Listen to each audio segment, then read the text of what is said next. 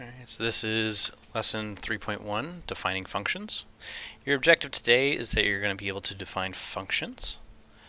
A couple terms that we need to know as we get started. The first one is a relationship, or a relation, and I just gave away part of it. And a relation is the relationship between x and y.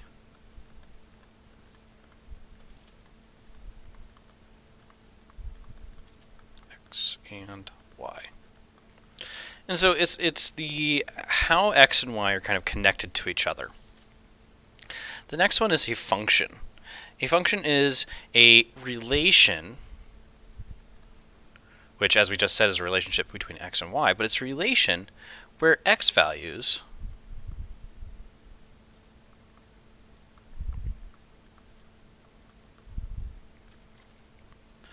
do not repeat.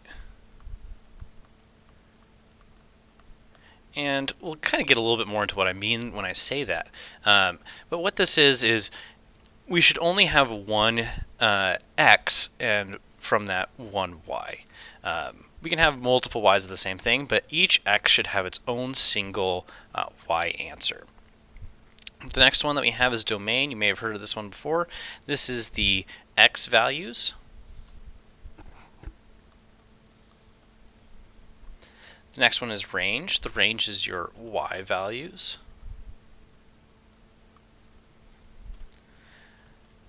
Next we have an independent variable. Independent variables are kind of the things that change and everything else reacts to that change. You'll see this used a lot, especially in science. You'll see this in a lot of experiments. They have an independent and dependent variables.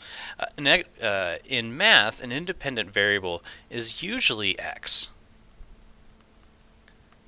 But again, this is the thing that is purposefully, I kind of call it purposefully changed. So purposefully changed. So I changed that on purpose. And a dependent variable in math is usually your y.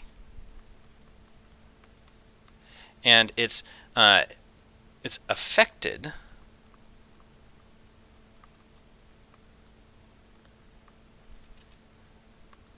by your independent variable. And I kind of think of this as like the result of the change. And we'll get kind of more into that as we go. So the first thing that we kind of run into whenever we're talking about defining functions is we need to ask, well, is it a function? And the way that we do that is what's called the vertical line test. So a vertical line test can, kind of the easiest way to see a vertical line test is if I have a graph, and I'm going to just kind of make a graph in the first quadrant here. And this graph, let's say I just have a couple little dots like this. And what we can look at is we look at each and every single point along our of our dots or of our line that we have or whatever we have, and we say at any point in time, can I draw a line straight up and down, and will it touch more than 2 points, or more than 1 point, apologies, more than 1 point. And for each one of these, each time I go through the point, there's only 1 point on that vertical line. And so in this case, this is a function. It's a function. It passed the vertical line test. Vertical line test. All right, let's try another one where if we have a graph again, it goes like this. And you haven't seen anything like this quite yet, but if it goes like this, is there any place, so I can kind of imagine this like invisible line going along, is there any place where I cross more than once? Yeah, there is. For example, right here. And it could be anywhere, like as soon as we get right here, we're really already crossing in more than one spot. But we can, if there's any point where it crosses more than one spot, it is not a function. It has failed the vertical line test. Fail vertical line test. I just kind of shorthand that for VLT. Okay, and you're probably like, okay, that's kind of easy enough to see. But what we're going to start getting into eventually is we might get a set of coordinates. And so that set might be, as it's kind of given down there, we have -2, 2, and then another coordinate set, -1, 2, another set being 0, 2, 1, 0. These are kind of random-ish seeming, and then 2, 0. And so what I look for whenever I do this is I look for the x values. I specifically look at the x's. And so I'm going to look at this -2. Is there another -2 in the x location? And there's a -1, a 0, a 1, a 2. Okay, no. How about -1? That one already is fine. So 0, 1, and 2. Nope. How about 0? 1 and 2. Nope. How about 1? 1 and 2. Okay, nope. 2. Awesome. All right. So what that tells me is this is a function. The x values do not repeat.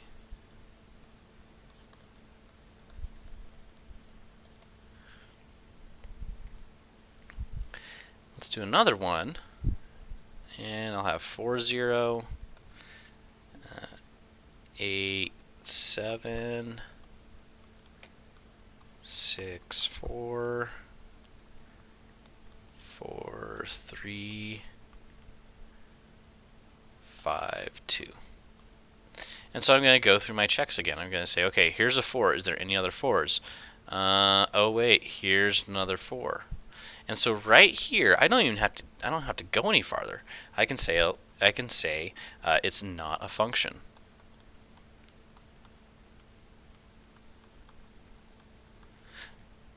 The x value repeats. And there's a little bit to that I didn't really explain right there, but we'll just go with this for right now. Okay, moving on. The domain and range of a function is the set of all possible input values. So the domain is everything that can be put in. And so I might even write that. Domain values put in. And most of the time, whenever we're talking kind of in algebraic math, we think of this as x. Our range, our range is the set of all possible output values. So kind of values put out. You can kind of imagine this as like a machine where you put in your x, and what pops in after you are done is you get your y. So a couple notes, and kind of the best way to approach this is, let's just call this best practice. Best practice to try and identify this is list your points in order from smallest to largest based on your x.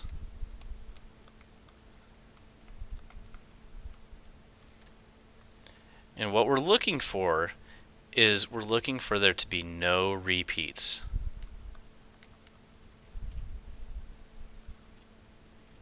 Okay.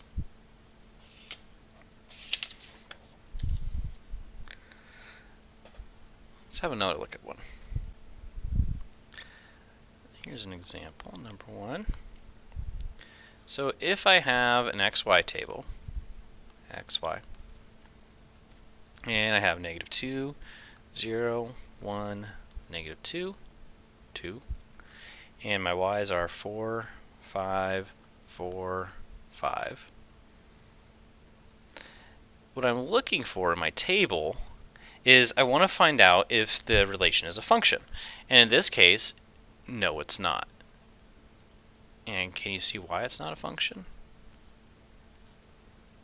Because our x's don't repeat, so it's not a function. x repeats. And let's try another one. Let's do number 2, where we have 0, 3. We have 1, 1. We have 2, 1. And we have 3, 0. So I'm going to go through and I'm going to check. I'm going to check my x's. I kind of first check, hey, yeah, these are all in order. It goes 0, 1, 2, 3. And do any of those repeat? 0. Nope, no other zeros. Any other 1s? Nope. Any other 2s? No. 3s? No. So what that means is this is a function.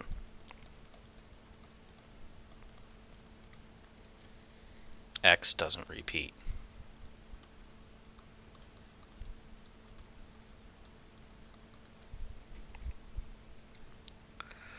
Alright, let's look at example 3. And what we have is we have a graph. Kind of looks like this. And we got a point here. We got a point here. Oops, not there. Looking at my paper. Got a point there. Got a point there. Got a point there. And we got a point there. And so the question is this a function? Why or why not? And what we use here is we use that vertical line test. So I use that line going straight up and down at each point. Oh, this touched in 2 places, so it's not a function.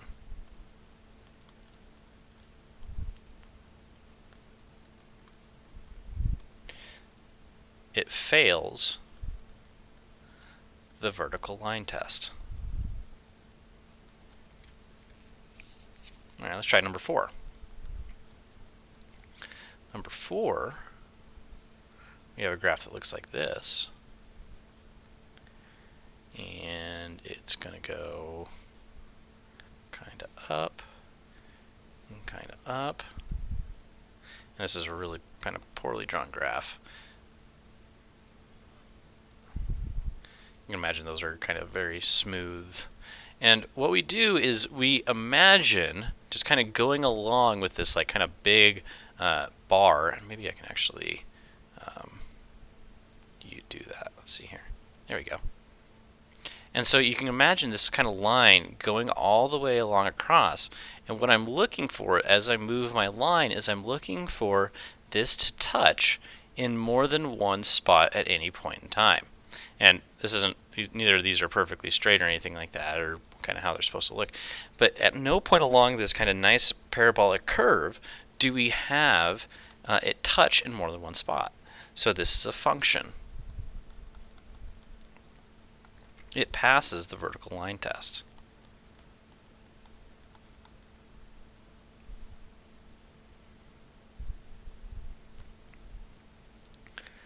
All right. In exercises 5 and 6, we're going to find the domain and range of the function represented by the graph. So the first graph you have that looks like this. And this is 1, 2, 3, and 4. This is 1, 2, 3, 4, 5, 6. And we have a point here, here, here. And then here, here, and here. So whenever it asks us to find the domain and range, I'm going to write down D and I'm going to write down R. If I'm still kind of learning this, I'm probably going to put down an X in front of domain and a Y in front of the range. And kind of standard practice is to put a little bracket right here so that then you can kind of write down what your numbers are, and that way it's kind of known these are the values that are going to be your domain. And in this case, we have, and we're just kind of go along our x's, and we just say, okay, what's this point at? That one is at 0. What's our next one at? 1. The next one is at 2, 3, 4, and 5. And so our domain is 0, 1, 2, 3, 4, and 5. Those are the x values that I have. The range, again, we do our little curly bracket. we go through and you could, if you wanted to, kind of repeat yourself, but what you should really do is you should only be writing down each unique y value. And so in this case, I have 4, and then I have 4 again, so there's no reason to write that twice. Then I have 4 again, no reason to write that twice. Then I have 3, then I have 3 again and 3 again. Okay, that's fine. That's not a 3, that's a curly bracket. There we go. Let's look at number 6. Number 6 is one that I think a lot of times really gets people. So in number 6, and I actually drew that wrong. I need to draw this in the middle. We have a couple like line type things. This is 1, 2, 3 over, 1, 2, 3, and up, 1, 2, 3, 1, 2, 3. Put a point. Same with this side, put a point. And it comes down in this V style, V back. This is 1, 2, and 3. This is 1, 2, and 3. This is -1, -2, -3. Okay. So with this, whenever we're looking for our domain and our range, it changes a little bit because a line says everything in between. It's not like the dots that we just did. It's every single thing in between. And writing all of those would take forever because there's almost an infinite number of numbers that actually exist in there. And so what we're going to do is we're going to simplify that. And what we're going to do is we're going to use an inequality. And whenever I look at the domain, I say, where do my x's start? Okay, my x's start at -3. From there, and you can kind of imagine that we have that line again that we did for the vertical line test. But as we go through this one, I'm going to say, okay, my line starts at -3, it keeps going, it keeps going, it keeps going, it keeps going, all the way until I get to 3. It stops at 3. Now something that hopefully maybe you picked up on is the fact that this is a solid dot. And so what that means is that it's less than or equal to x, and x has a kind of an upper bound of +3. All right, now if I do this with our range, and so again, if I imagine it kind of like this, where it's a horizontal one, I say, okay, my y's start at 0, and it goes up, and it keeps going up, and it keeps going up, all the way until I reach 3. And again, on both sides, that is a solid dot. And so I say, okay, my lowest number is 0. And I can actually equal 0 in this case. And that's less than or equal to 3.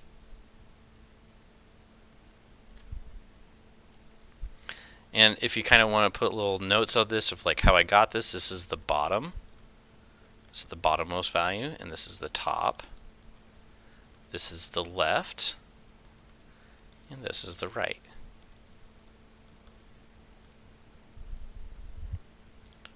Let's look at number 7. Number 7 says the function yx represents the number of y pages of text a computer printer can print in x minutes.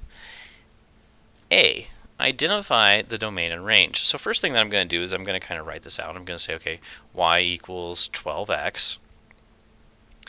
Y equals the number of pages. And x equals minutes. And this is pretty standard. A lot of times whenever we're talking stuff like this, x is going to be a time and y is going to be kind of the result of that time. The first thing that we have to do is we have to identify the independent and dependent variables. The independent variable, again, is the thing that kind of can be changed, while the dependent is the result of that change. So things that I can do is I can tell the printer how long to print for. And so my independent variable in this specific one is x, or the minutes. The dependent is the y, or the number of pages. For B, it says the domain is, so I'm going to write this even out. Domain is 1, 2, 3, and 4. It asks us, what is the range? The way that I solve this is I have x and I have y. I kind of make a table as I do this. And I say, okay, I have 1, 2, 3, and 4. And I'm going to plug these in to 12 times x. And so I get 12 times 1, and 12 times 2, 12 times 3, and 12 times 4. What I wind up with is 12, 24, 36, and 48. And so my range is 12, 24, 36, and 48.